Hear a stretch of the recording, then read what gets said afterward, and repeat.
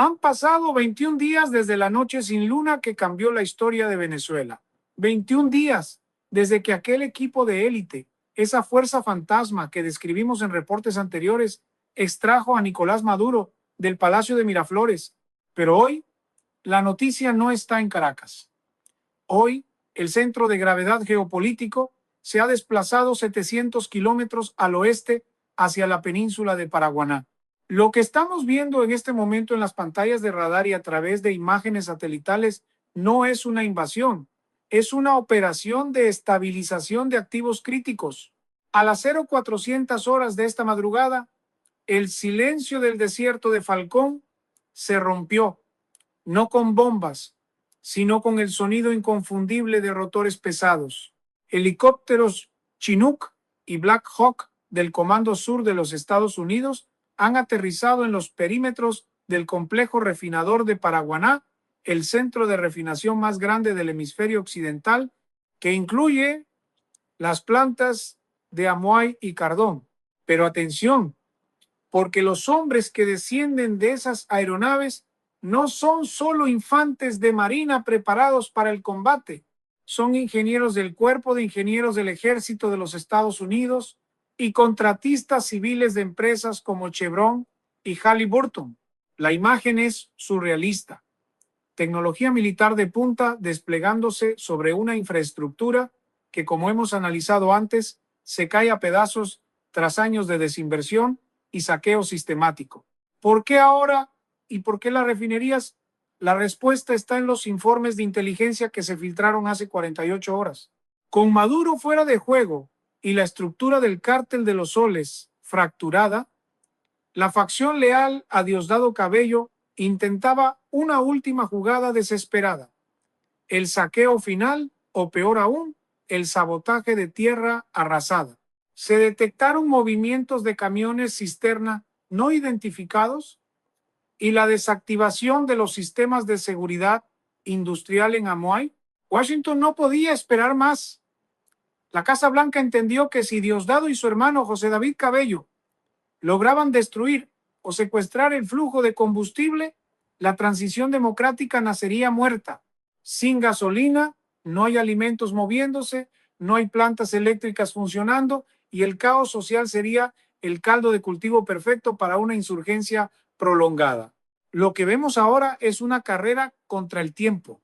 Las tropas estadounidenses están asegurando los cuartos de control y los muelles de exportación.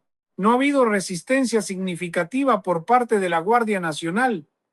La mayoría, desmoralizada y sin cadena de mando clara, ha entregado las armas o simplemente ha huido antes de que llegaran los helicópteros.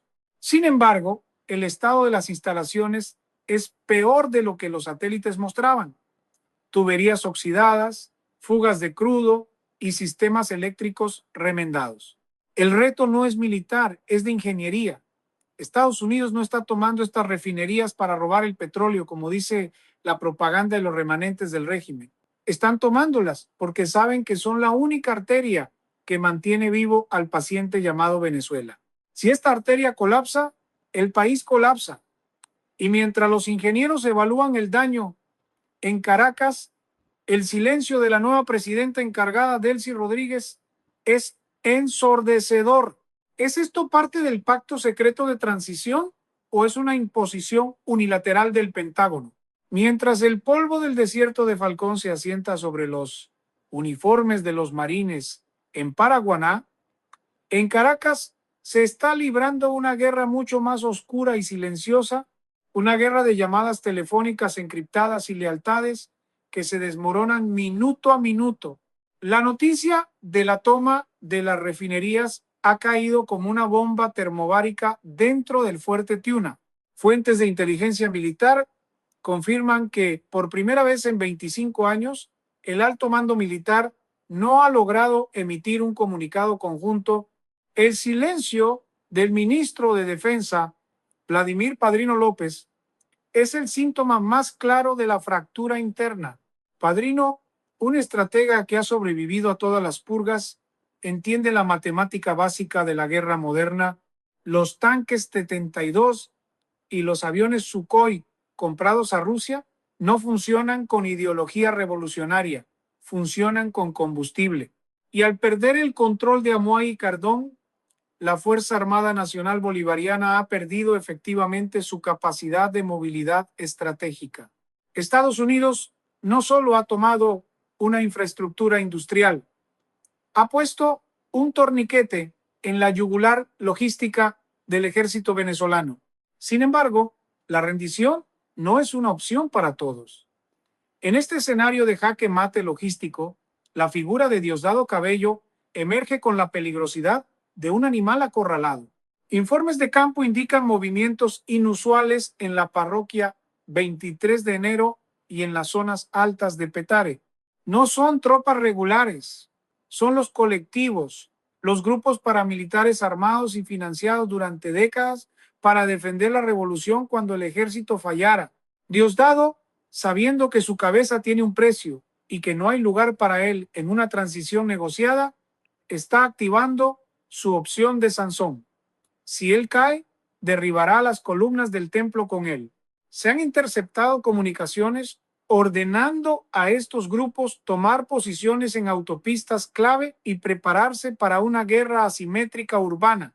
La estrategia es clara y aterradora: utilizar a la población civil como escudo humano y convertir Caracas en un escenario de caos ingobernable para obligar a los estadounidenses a retroceder. Mientras tanto, en el Palacio de Miraflores, el vacío de poder es palpable.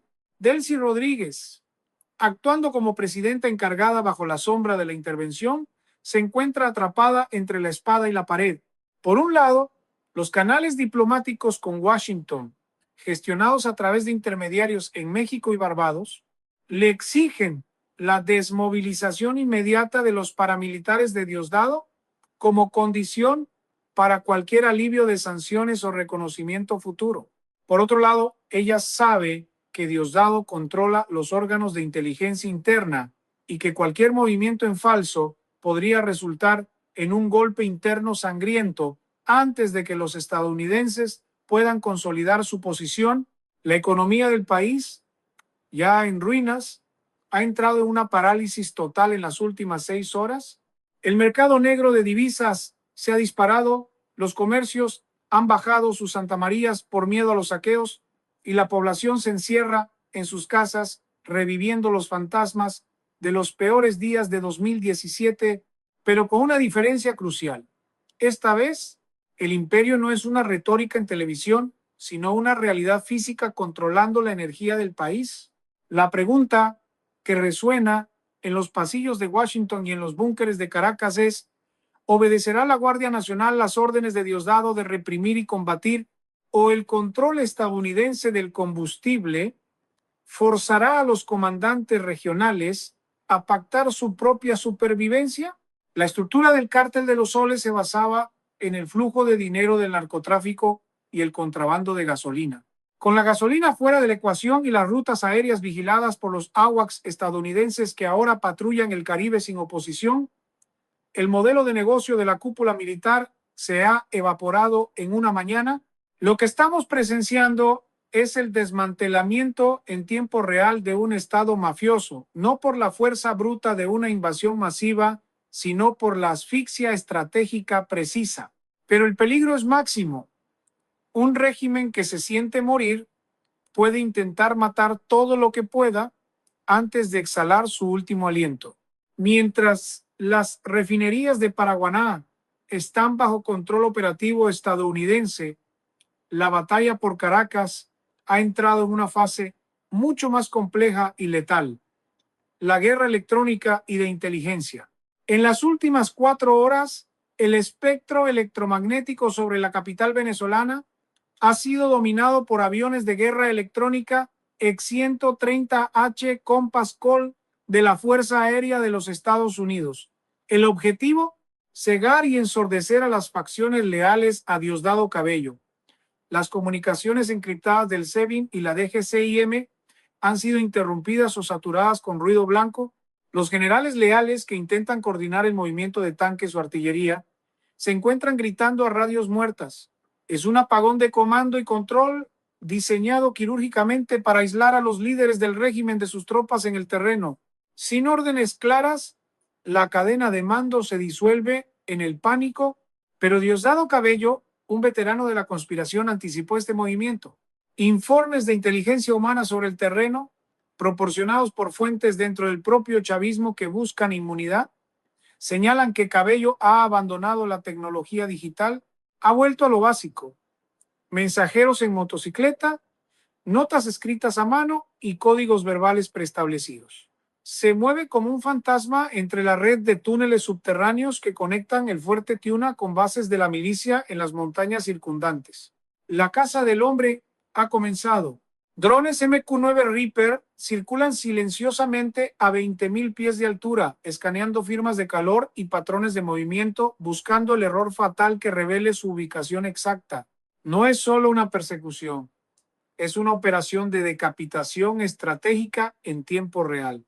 Mientras tanto, la reacción internacional añade una capa de tensión geopolítica explosiva. En la embajada de Rusia en Colinas de Bellomonte se han observado columnas de humo negro saliendo de los jardines traseros.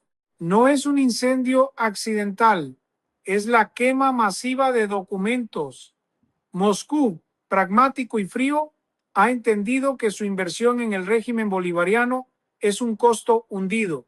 No enviarán flotas ni paracaidistas para salvar a una facción criminal acorralada.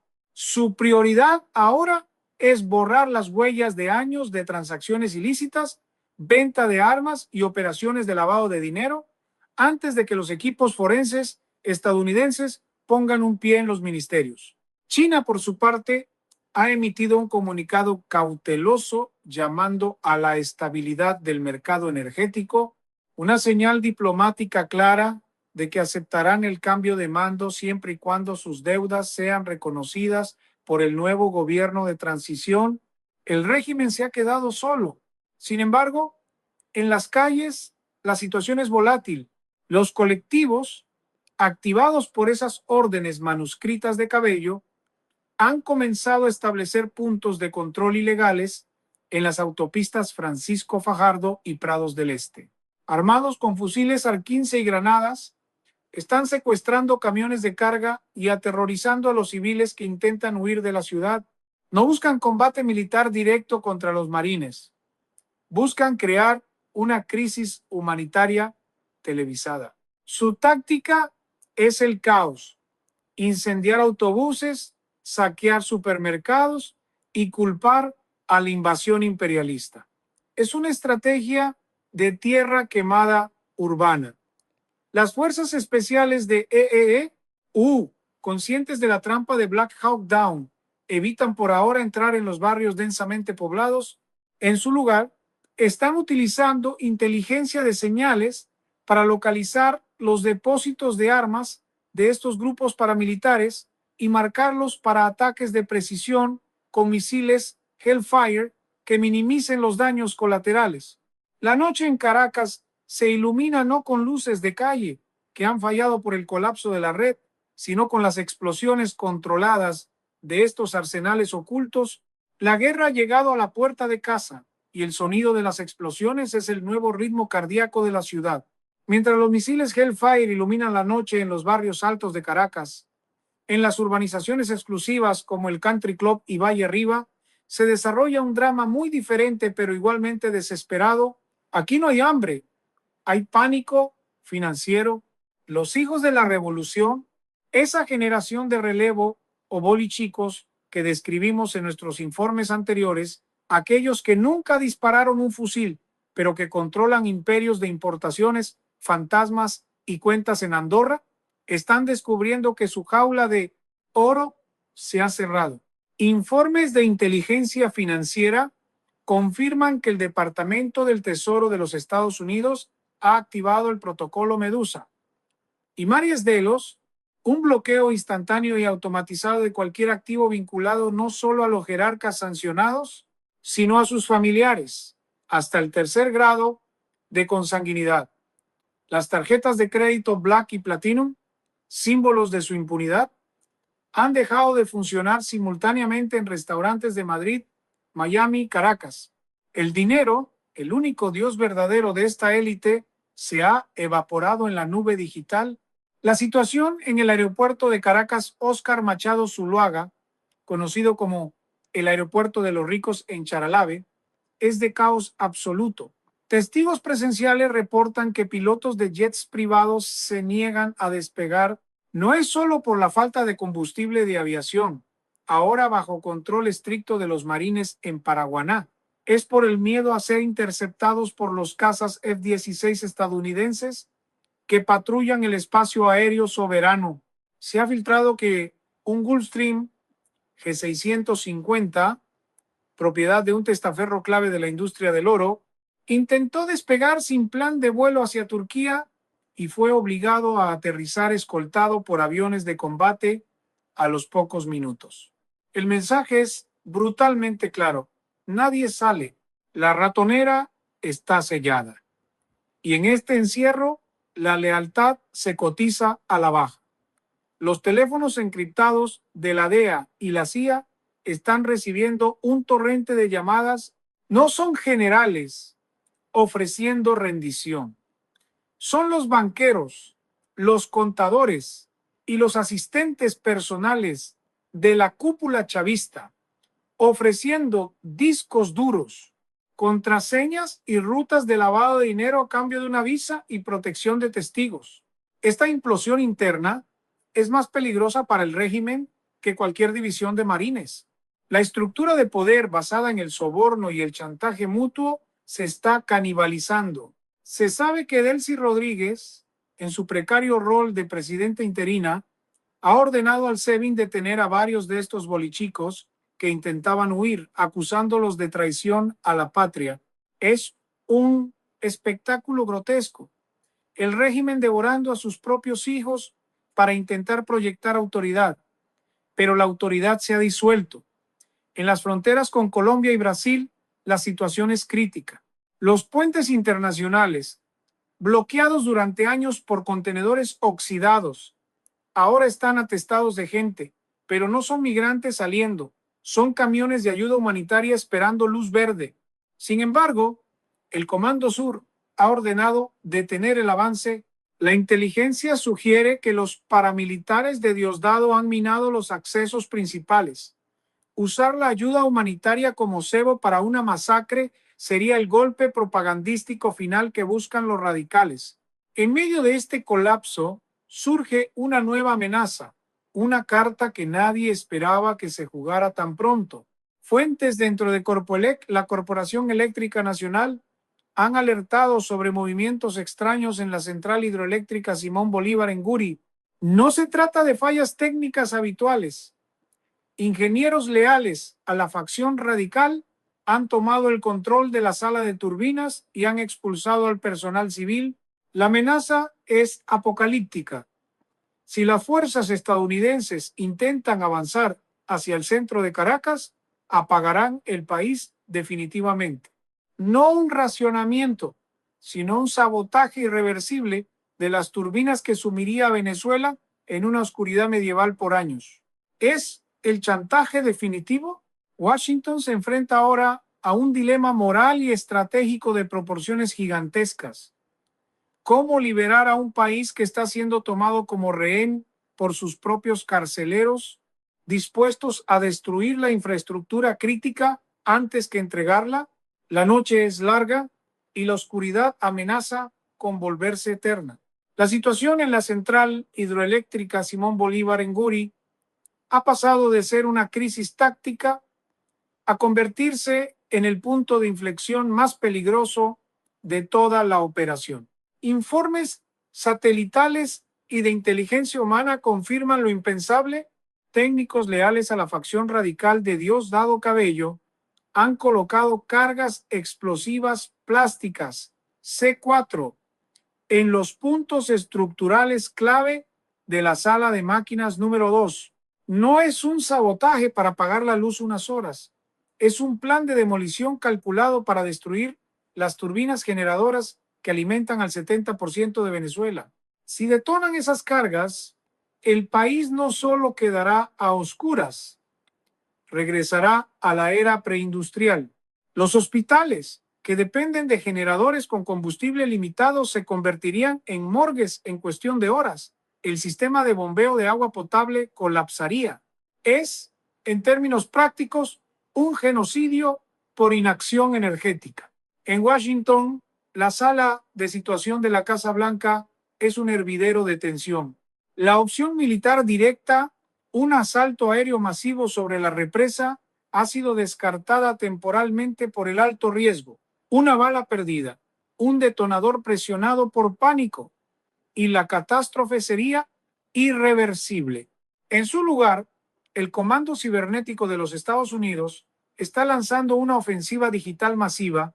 Están intentando secuestrar los sistemas de control automatizado de la represa para bloquear cualquier comando de cierre de compuertas o sobrecarga de turbinas.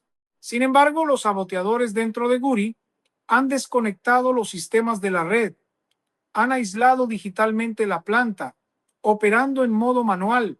Esto obliga a los estrategas estadounidenses a considerar la única carta que les queda, una operación de infiltración quirúrgica de alto riesgo. Operadores del equipo 6 de los SEALs ya se han desplegado en una base avanzada secreta en la frontera, listos para saltar al vacío de la noche. Mientras tanto, el pánico se ha apoderado de la población civil de una manera que no habíamos visto ni siquiera durante la peor hiperinflación. El rumor del apagón final corre por las redes sociales más rápido que la verdad. En Maracaibo, Valencia y Barquisimeto, miles de personas han salido a las calles no para protestar, sino para saquear cualquier cosa que pueda servir para sobrevivir. Agua, baterías, alimentos enlatados. La estructura social se está desgarrando y aquí entra un nuevo actor en el tablero geopolítico, Brasil. El ejército brasileño ha movilizado a 2 brigadas motorizadas de respuesta rápida hacia la frontera en Pacaraima. El gigante sudamericano ha enviado un mensaje directo y sin intermediarios diplomáticos a los generales venezolanos atrincherados en Guri. Si la represa es destruida y provoca una ola migratoria masiva hacia el norte de Brasil, lo considerarán un acto de guerra directa y responderán con una invasión terrestre inmediata para asegurar la zona de seguridad fronteriza. Dentro del complejo de la represa, la lealtad se está comprando con miedo y promesas vacías. Se ha filtrado que varios ingenieros de alto nivel dentro de Guri están intentando contactar en secreto con los estadounidenses. A través de frecuencias de radio de emergencia de onda corta, han enviado un mensaje fragmentado. No queremos destruir nuestro país. Estos técnicos, con fusiles apuntando a sus espaldas por los comisarios políticos del régimen, están ganando tiempo, fingiendo fallas técnicas para retrasar la orden de detonación. Es una partida de ajedrez psicológico donde la apuesta es la vida de 30 millones de personas. La noche avanza y el zumbido de las turbinas de Guri es lo único que separa a Venezuela del abismo total. En el horizonte oscuro, los rotores de los helicópteros sigilosos estadounidenses, modificados para ser inaudibles, comienzan a girar. La orden ejecutiva ha sido firmada. La operación para salvar la luz comienza ahora. El reloj marca las 0300 horas cuando comienza la operación Trueno Silencioso. Los equipos SEAL, descendiendo en rappel rápido desde los helicópteros invisibles al radar, penetran la estructura de hormigón de la represa de Guri. No hay disparos al principio, solo el sonido seco de los supresores y el tut de los cuerpos cayendo. La inteligencia proporcionada por los ingenieros disidentes fue exacta. Los saboteadores estaban concentrados en la sala de control principal, distraídos por su propia paranoia y el consumo de alcohol. En menos de 12 minutos, la amenaza inmediata es neutralizada. Los explosivos C4 son desactivados por especialistas en demoliciones mientras el mundo contiene la respiración.